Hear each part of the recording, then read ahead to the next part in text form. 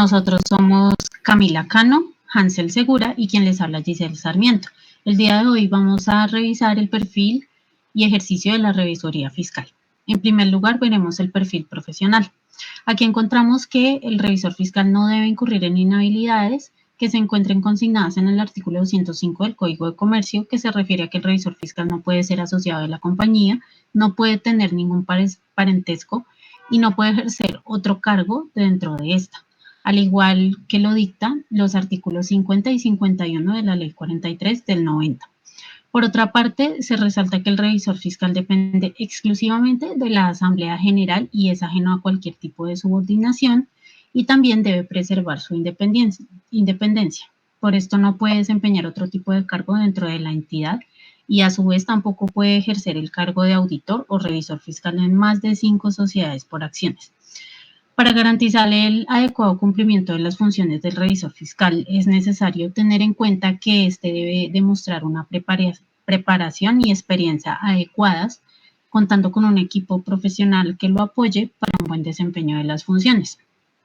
teniendo en cuenta el objeto social, la actividad económica, el tamaño y la complejidad de las operaciones de la compañía. Debe tener disponibilidad de tiempo y de recursos que le permitan desarrollar y garantizar la labor que tendrá el alcance y la cobertura requeridos, teniendo en cuenta las características del ente económico y del sector al cual pertenece. También deberá presentar una propuesta de sus servicios, entre otros aspectos relacionados con los informes que presentará y con su periodicidad, las personas que conformarán su equipo de trabajo y las bases del cálculo de los honorarios.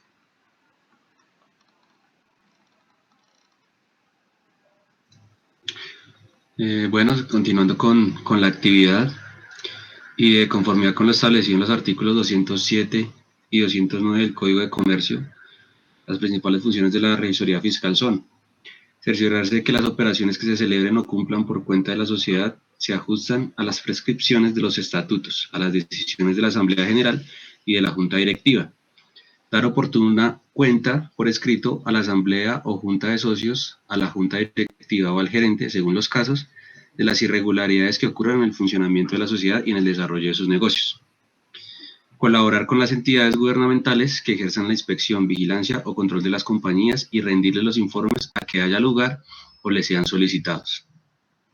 Velar porque se lleven regularmente la contabilidad de la sociedad y las actas de las reuniones de la Asamblea, de la Junta de Socios y de la Junta Directiva, y porque se conserven debidamente la correspondencia de la sociedad y los comprobantes de las cuentas, impartiendo las instrucciones necesarias para tales fines. Inspeccionar asiduamente los bienes de la sociedad y procurar que se tomen oportunamente las medidas de conservación o seguridad de los mismos y de los que ella tenga en custodia a cualquier otro título.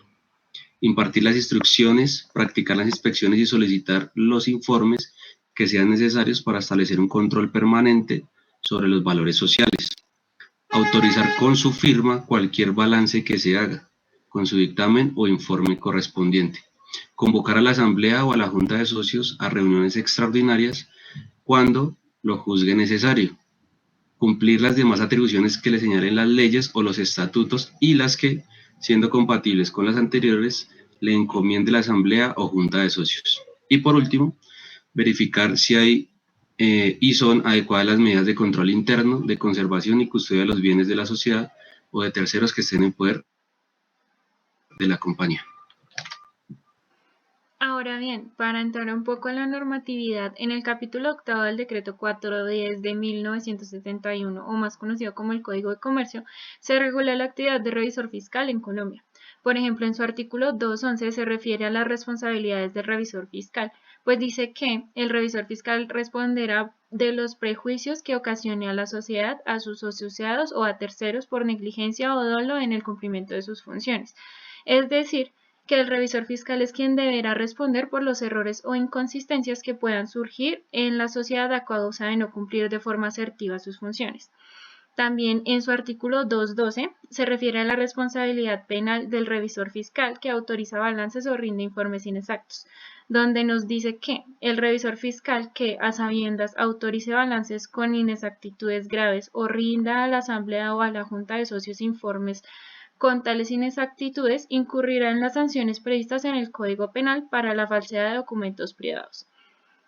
Básicamente se refiere a que todo contador que ejerza como revisor fiscal y se preste para firmar documentos o estados financieros con datos que no sean totalmente verificables o exactos, podrán incurrir en faltas graves y además van a ser sancionados no solo por la Junta de Contadores, sino también van a ser sancionados de forma penal, tal como se regula en el artículo 216 denominado incumplimiento de funciones del revisor fiscal, donde se estipula que el revisor fiscal que no cumpla las funciones que mi compañero mencionó anteriormente o que las cumpla con irregularidades o de forma negligente será sancionado con multa monetaria o hasta suspensión de su cargo. Muchas gracias.